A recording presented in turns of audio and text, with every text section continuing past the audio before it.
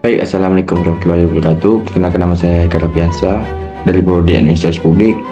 Saya dengan NIM 2310-1003. Baik, di sini saya akan menjelaskan materi manajemen sumber daya manusia tentang konflik dan stres kerja. Dalam manajemen sumber daya manusia, konflik kerja adalah ketidakcocokan antar individu atau kelompok. Sementara stres kerja dalam ketegangan fisik, psikis akibat tekanan pekerjaan. Keduanya sering terkait dan berdampak signifikan pada kinerja dan kesejahteraan karyawan, seringkali menurunkan produktivitas jika tidak dikelola dengan baik. Oleh karena itu, MSDM fokus pada identifikasi penyebab seperti komunikasi buruk, struktur organisasi, faktor individu, dan implementasi strategi manajemen untuk meredakan keduanya melalui komunikasi sehat, manajemen waktu, dan dukungan organisasi. Konsep dasar konflik kerja diselesaikan karena perbedaan tujuan, nilai, atau sumber daya. Bisa positif mendorong inovasi atau negatif menurunkan kepuasan. Stres kerja, reaksi ketidakseimbangan antara tuntutan pekerjaan dan kemampuan karyawan, menimbulkan kecemasan, frustasi, hingga penurunan kinerja. Jenis-jenis konflik. Menurut James A.F. Stoner dan Charles Wankel, dikenal ada 5 jenis konflik, yaitu konflik intrapersonal. Konflik intrapersonal adalah konflik seseorang dengan dirinya sendiri. Konflik terjadi bila pada waktu yang sama seseorang memiliki dua keinginan yang tidak mungkin dipenuhi sekaligus. Sebagaimana diketahui bahwa dalam diri seseorang itu biasanya terdapat hal-hal sebagai berikut: sejumlah kebutuhan dan peranan-peranan yang bersaing. Yang kedua, beraneka macam cara yang berbeda yang mendorong peranan-peranan dan kebutuhan itu terlahirkan. Banyaknya bentuk halangan-halangan yang bisa terjadi di antara dorongan dan tujuan. Terdapatnya baik aspek yang positif maupun negatif yang menghalangi tujuan-tujuan yang diinginkan. B. Konflik interpersonal. Konflik interpersonal adalah pertentangan antara seseorang dengan orang lain karena pertentangan kepentingan atau keinginan. Hal ini sering terjadi antara dua orang yang berbeda status, jabatan, bidang kerja, dan lain-lain. Konflik interpersonal ini merupakan suatu dinamika yang amat penting dalam perilaku organisasi, karena konflik semacam ini akan melibatkan beberapa peranan dan beberapa anggota organisasi dan akan mempengaruhi proses pencapaian tujuan organisasi. Yang C. Konflik antar individu dan kelompok.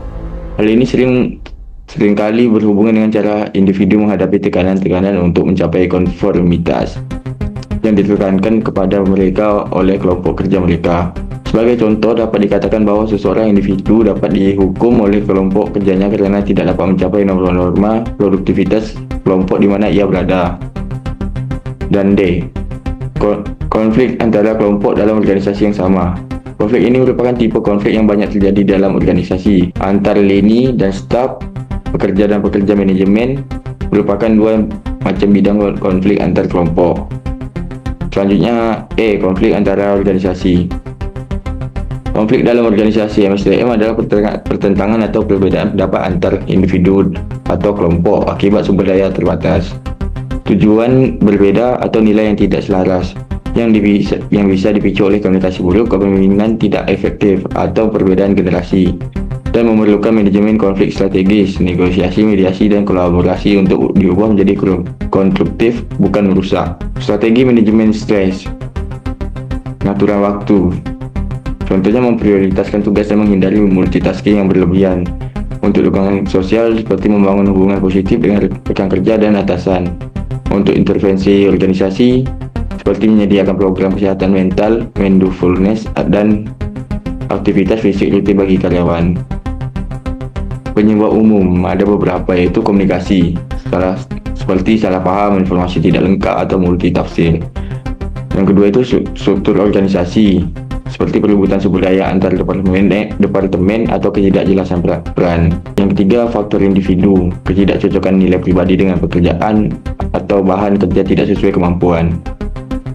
Yang keempat, ada ketergantungan tugas, kelompok saling bergantung untuk menyelesaikan tugas pekerjaan. Dampak pada karyawan dan organisasi. Dampak negatifnya penurunan kepuasan kerja, konsentrasi, semangat kerja, produktivitas, sering absen, dan masalah psikologis, cemas atau marah. Untuk dampak positifnya itu peningkatan kinerja jika dikelola dengan baik. Dampak lainnya yaitu dapat menghambat kerja tim, menurunkan motivasi, dan jika dibiarkan menjadi pemicu utama stres kerja dan kronis. Strategi manajemen dalam MSDM. Yang pertama ada untuk konflik, mediasi dan investigasi menyuluh oleh HR. Kedua, membangun komunikasi terbuka dan sehat. Untuk stres dalam menghadapinya, manajemen waktu dan penetapan prioritas.